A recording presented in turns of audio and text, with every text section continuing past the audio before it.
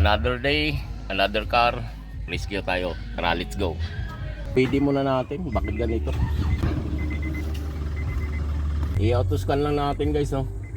Ito gagamitin natin guys, oh. Yung mahiwagang OBD ko guys. Yan. Marami nang binuhay nitong sasakyan guys. Sa scanner ko na to guys.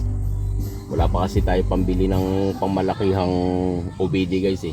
Ganun talaga, kapag nagsipag ka, nangangarap ka, siparin mo. Balang araw may mag-sponsor sa'yo. Ano, ilang dekada na hindi na ito nagagamit guys. Oh. Gawa ng tayo.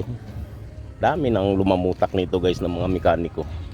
Malalaking talyer pa ang dinalhan nito. Tingnan mo naman kalulus-lulus sinapit nito. Hinalukay ubi talaga nila. Oh. So grabe ang agyo niyan. Almost 1 year hindi na nagagamit.